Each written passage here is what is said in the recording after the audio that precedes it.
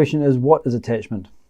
How do you differentiate between discriminate and indiscriminate thought flow? What about thought flow towards someone we love? How can we tell if that feeling starts to lean into attachment? And there was a description around this idea of a thought flow towards someone we love. It was described here. Thoughts of the person emerge, from which emerges love, the emotion of love and peace. With the emotion is the absence of the desire to take. Instead, the desire to serve.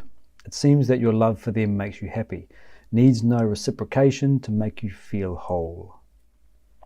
So this is a description of that feeling of love. Thoughts emerge, the feeling of love and peace comes with it, and there's an absence of a desire to take from the person. Instead, the desire is to serve.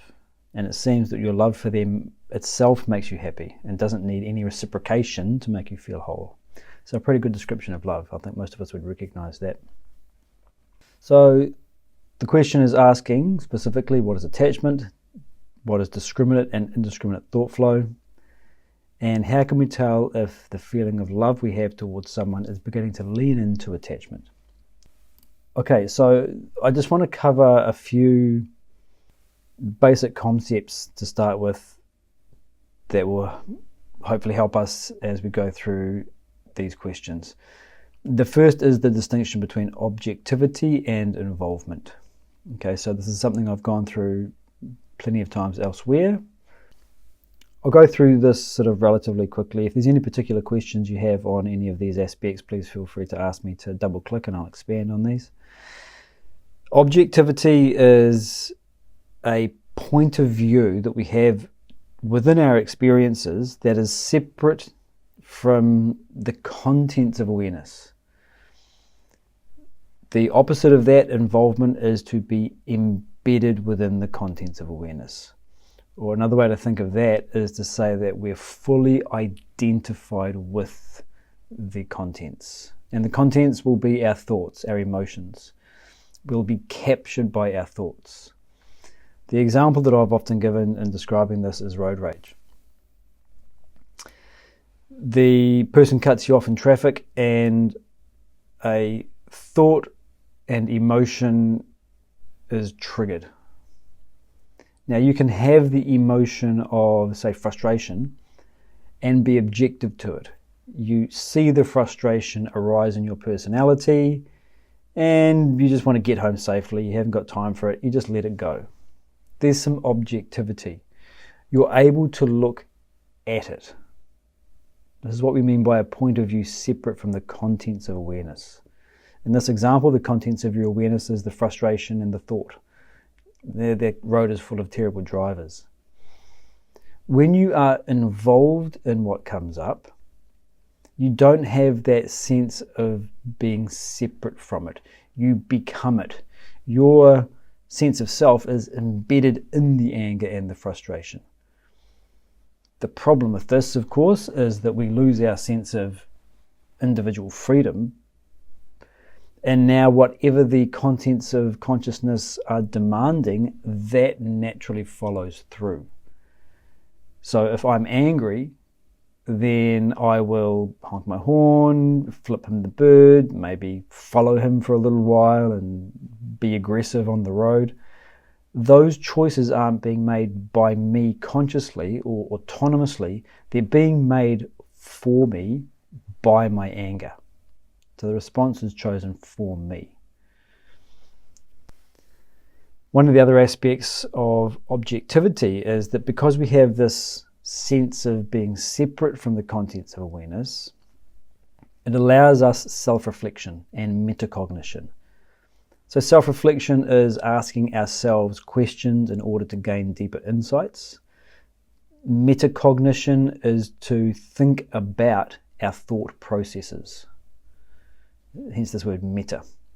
When we are involved, this is this idea of being captured by it and not being able to recognize what you are experiencing. It's happening to you, but you don't have that sort of conceptual layer and freedom layer of knowing that it is happening to you. Because of that, there's no ability for you to look at your experience and question it, to think about it. So there's no penetration of the thought or emotion that you're experiencing. You are it. Okay, so this is objectivity versus involvement. When we are involved, what overcomes you is the emotion. What enables you to be overcome is the fact that you identify with something. That's where the ego is functioning. The ego is the identification with something. Talk about the example of being criticized. Let's say, again, you're on the road and someone criticizes your driving. If you are overcome with the emotion of frustration or anger or sadness or shame because someone's criticized your driving, where the ego is functioning is the identification of yourself, the identity you have as a good driver. When someone criticizes your driving, you have expectations and desires around being seen as a good driver. That interacts with the environment of someone else's criticism. The emotion comes up of shame and anger. That overcomes you. And so again, this is where the idea of the self-reflection comes in. The deeper your self-reflection goes, the more you have an awareness of who and what you truly are. And so you drop these other images, you drop these other identities as being, I'm a perfect driver. Okay, I'm a human being. I have some good qualities and some bad qualities, and I drive well sometimes, and sometimes I mess it up. You don't hold tightly onto any particular identity. They're all things that move within you rather than something that you are embedded in. So it's because of the ego that the emotion overcomes you. If you find yourself affected, you can practice a sort of intellectual reframing of things, and that can bring you back to a position of objectivity. Take the road rage example again. You find yourself angry, and then you can say to yourself, okay, I'm not a perfect driver either. I've sometimes cut people off, and look, perhaps he's in a real hurry. He's got a pregnant wife at home who's about to give birth. Who knows what his circumstances are? When you reframe it that way, you look at the situation differently and you calm down more quickly. You're actually developing objectivity by using this intellectual reframing, a cognitive reevaluation. Next aspect I wanted to cover was 3 types of thought. And this is going to be directly relevant for understanding the relationship between love and attachment. First of all, selfishness. Okay, we're familiar with it. Selfishness seeks my own well-being or satisfaction alone. The key aspect I want to touch on here is that there isn't a thought of the effect on others. Now let's go back to our road rage example. I want to get home. I need to get home quickly so that I can be with my heavily pregnant wife. And so I drive however I like. There's no thought of the effect on others. My needs, my satisfaction is most important alone. Unselfishness,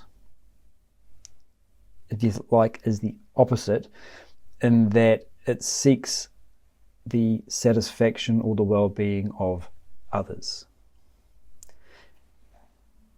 Unselfishness, like selfishness, is based in duality. Okay, what does this mean?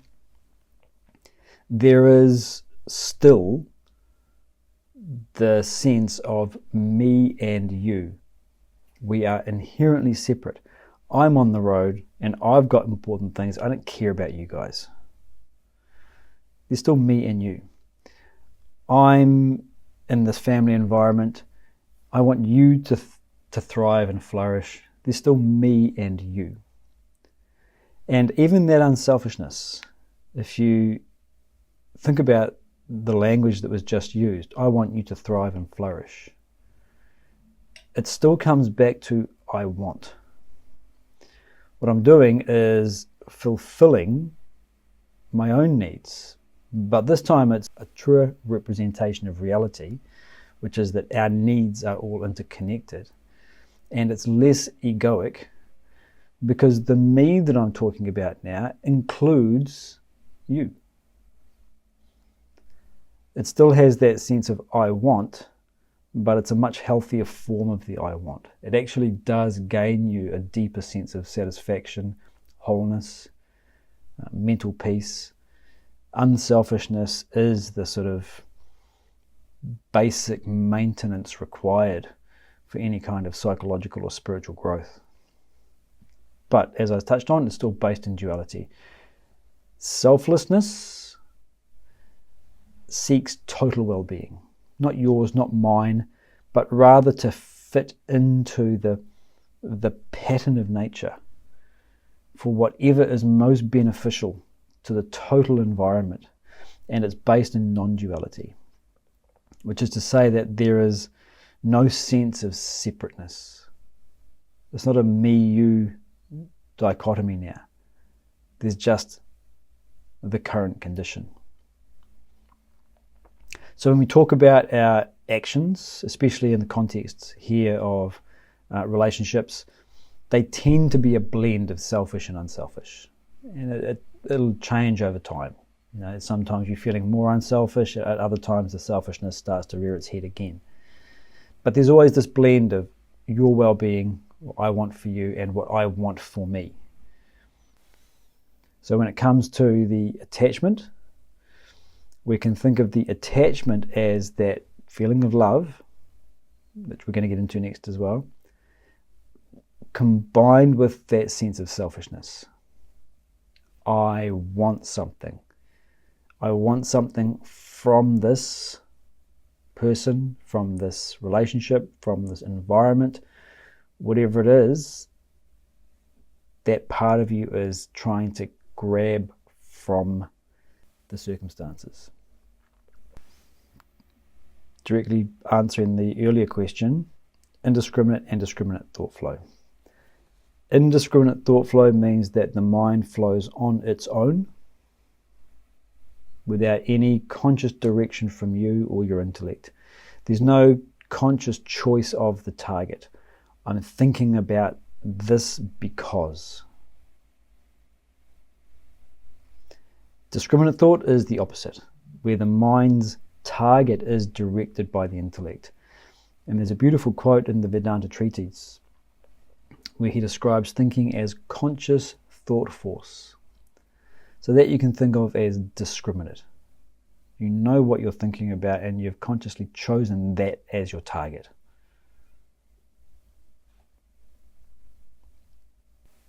This can be a practice that you engage in all throughout the day, just consistently. What am I thinking about right now?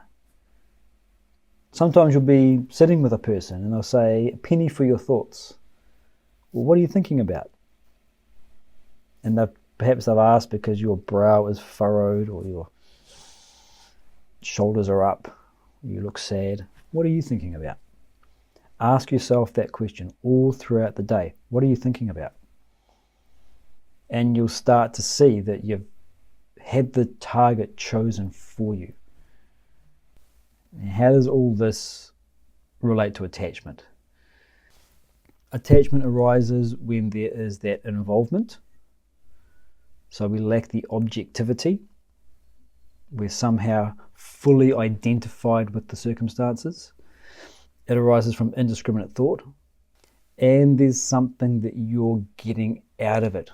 There's something that the ego is gaining from that thought flow. It constitutes a dependency. I'm getting something out of it. There's some satisfaction I get. And if that person or that circumstance is threatened, then I feel that my safety, security, whatever I'm getting out of it is threatened. That's what makes it a dependency. If I don't have this person here in my life in this way, reacting and responding the way that I want them to, then there's some sense of discomfort bordering or going all the way through to fear, all the way through to unwholeness again. I'm dependent on this person or this circumstance for my psychological stability. So attachment is arising when the mind is flowing on its own towards a person or a circumstance or an object, and we're involved in it. And so you might often think of a situation where you're just blithely reminiscing about something that happened and getting a good feeling out of it. While we might be getting a good feeling in the moment, while the mind is indiscriminately running towards an object or a person, it feels good. What's happening is that we're developing an attachment. In the same way that when the mind flows towards anything, the more we think about it, the more we identify ourselves as that person, the thinker. The more we identify ourselves in relation to that object. And anytime something happens which seems to conflict with that identity, we feel threatened. So knowing how attachment arises is important so that we can catch it. It's not saying we shouldn't think about others. It's not saying we shouldn't choose to use our consciousness however we wish. If you want to think about something that happened in the past, go ahead. But make it conscious. Be not a passenger to your whole mind, but rather be in the driver's seat.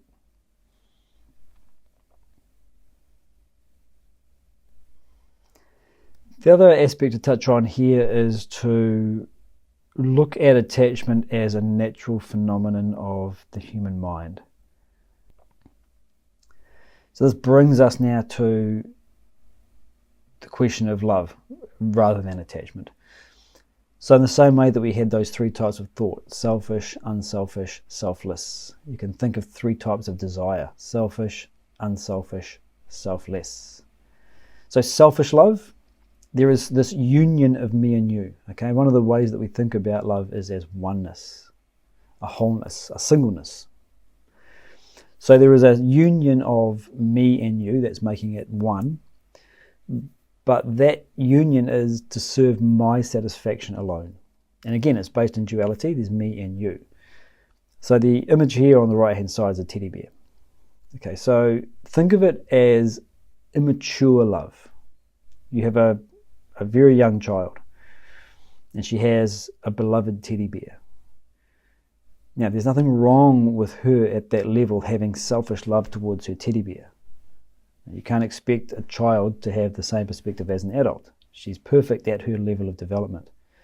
But it's hers. And if her older brother decides he wants to play with the teddy bear, no, it's mine. You immediately see that sense of attachment, possessiveness. But you also genuinely see the love. She hugs it, she holds on to it, she lies next to it and just falls asleep on it. It's giving her something. It's giving her a sense of companionship. It's giving her a sense of safety.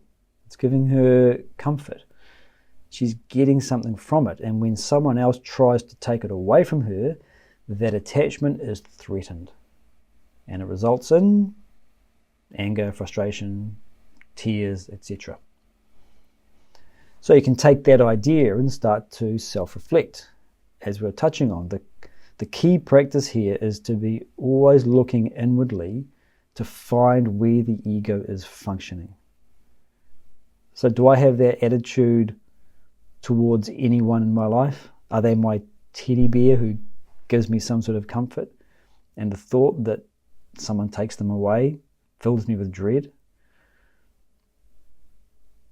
Okay, so higher than that, of course, is unselfish love. Again, it's a union of me and you. But the idea here is that my love for you expresses as wanting to serve your well-being. And that was the beautiful definition that was given up front, where instead of a desire to take, there's a desire to serve. And so this is a common and well understood definition of love, is the desire for another's well-being. If you desire the well-being of your partner, your children, your family, your neighbors, your community, then you can say you love them. And again, simple example here is of any kind of romantic partnership. We're united so that we can serve each other's well-being. But it's still, again, based in duality. Higher than that, that selfless love is the true dissolution of me and you. It's not that me and you are holding hands and becoming one. There is no me and you. It's based in that true oneness. And this is where truth and love become the same thing. The truth is that there is no ego. The truth is that there is no separation between the me and the you. And so it's a universal love. It's a feeling of oneness with the totality of nature. And just as you feel a very natural and easy desire for your own well-being, when you look at yourself as the entire cosmos, then there is a natural and easy desire for the well-being of all this. So most of us don't experience this. Most of us don't experience true selfless love. It's even difficult to get your head around, but it's important to put it into the spectrum so we can figure out where we are and the direction that we can go. If we want to start to think about how we can express selfless love, we can think about it in terms of pure obligation. That desire for another's well-being, it doesn't really make any sense if you don't act on it. So when you have a desire for another's well-being, you will act on it. When it comes to our selflessness, if we're trying to be more selfless, then we perform the action that we think is the best for the situation. We take the me entirely out of it. Okay, this is going to hurt the other person when I tell them this truth, but it's what they need to hear. Okay, well, you don't say, I don't care about myself. You could say that, it's just language. But you take the effect on you out of it. You take the immediate effect on them out of it. You just do what your own intellect and your compassion recognizes ought to be done. So when it comes to practicing selfless love, that is perhaps one of the ways that you can begin to gain an understanding of it. What is my obligation in this moment to this person, to this situation? So that's from the action perspective. From the contemplative or the intellectual perspective, and contemplation is not just an intellectual exercise, it encompasses both mind and intellect. From the contemplative perspective, approach that self-reflection. Who loves? Who's claiming to love at all? Am I loving, or is there just love arising? In this experience of patting my cat, or talking to my partner, or engaging with my children, when I'm feeling that love, am I feeling the love? Or is there simply the emotion of love and peace and the desire to serve? Is that simply arising in consciousness? What's my role in this? Where am I in all of this experience? And the more you engage in that kind of contemplation, the more you begin to experience yourself as separate from even those contents of consciousness, such that love is there, but it's not my love, it's just love. I'm here witnessing all of it. I'm the space in which this love arises. So who's doing the loving?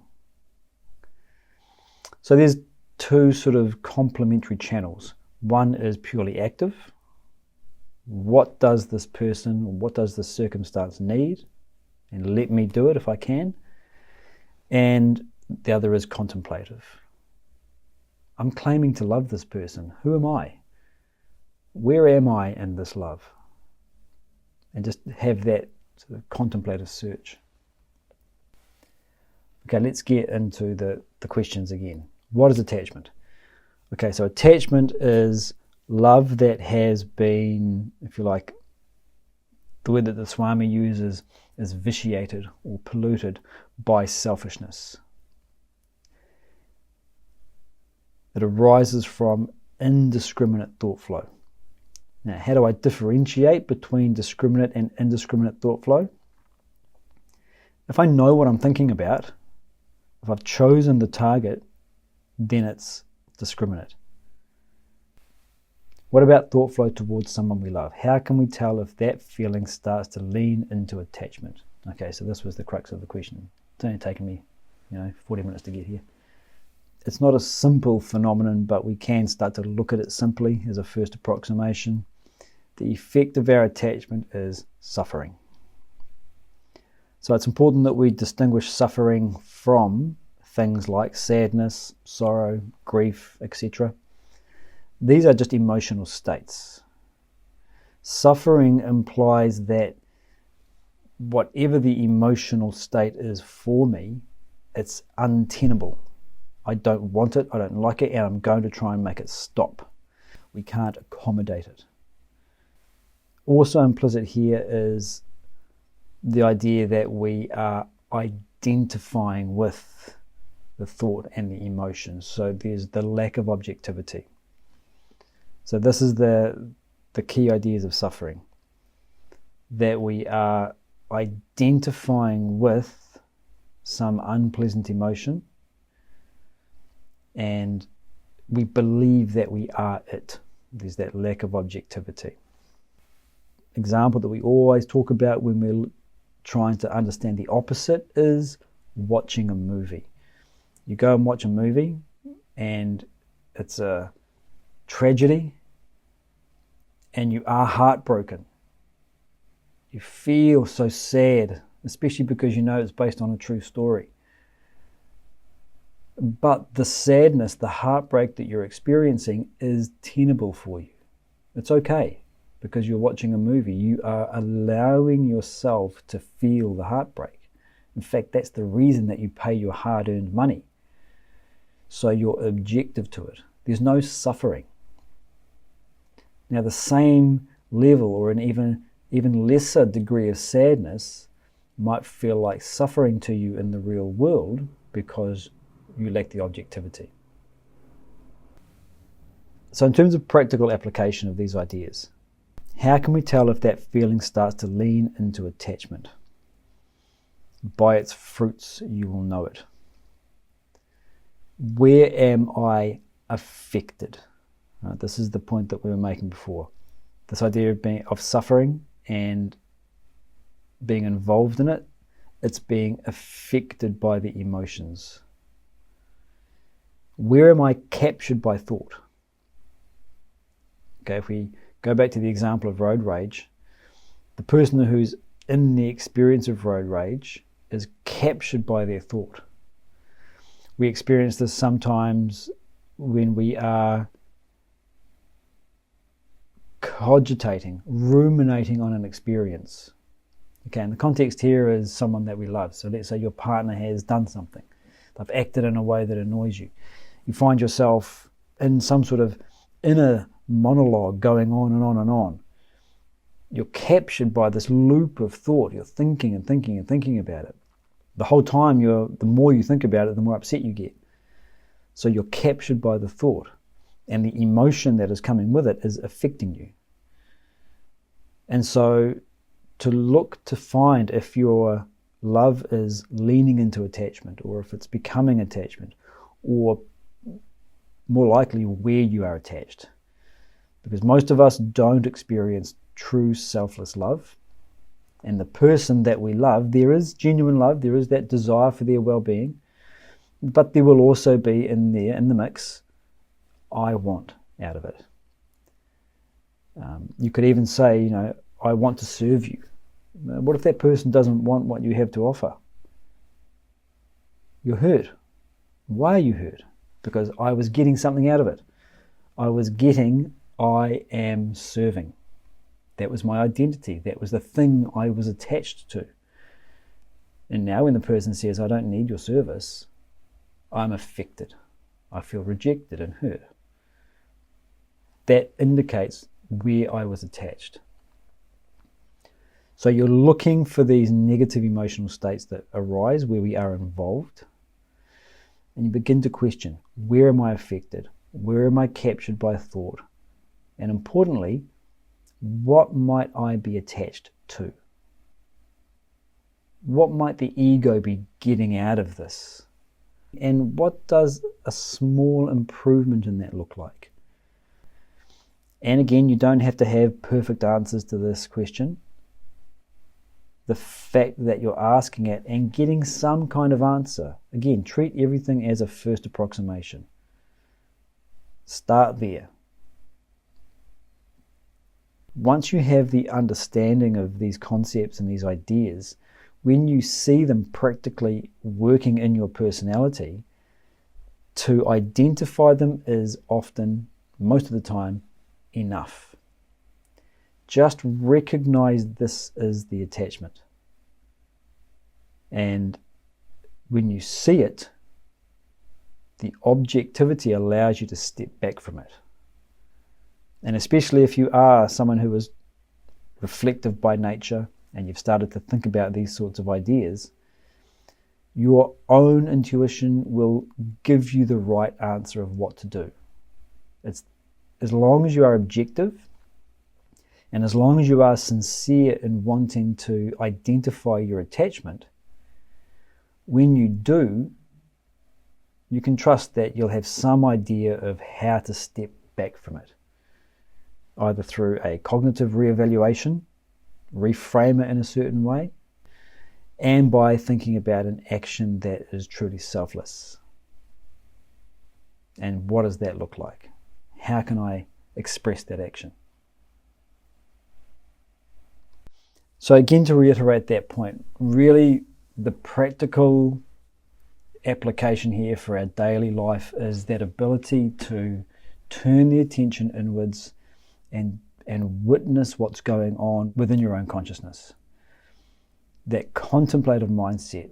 Who am I here? Where am I here? And so this is where a mindfulness practice can be an important part of our spiritual growth, of managing our own involvement and attachment. So mindfulness is that practice of simply observing, and then when you have recognized that you've fallen off the observing and you've got captured by thought again, just go back to observing. Now, observing what? Often it's just the breath. So a simple mindfulness practice is just to sit and watch what the breath is doing. And then you'll find that you're lost in some loops of thought again. Oops, come back to the breath. That's the whole practice.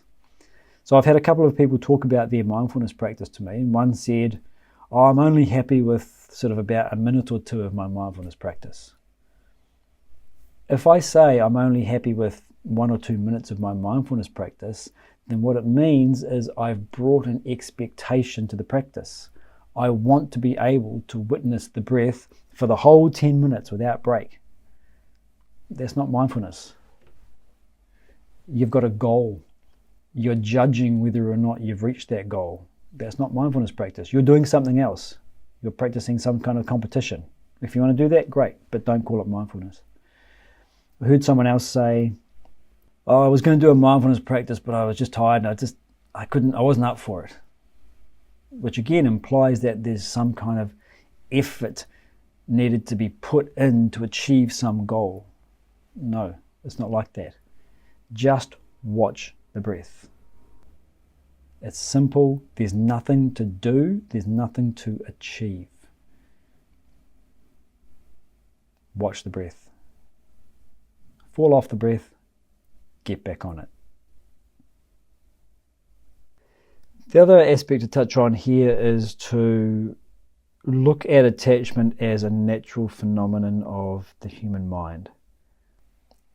Attachment you can think of as being highly productive for our well-being, in the sense that it creates a cohesive network of humans, a society, whether your society is your family or your tribe or your city.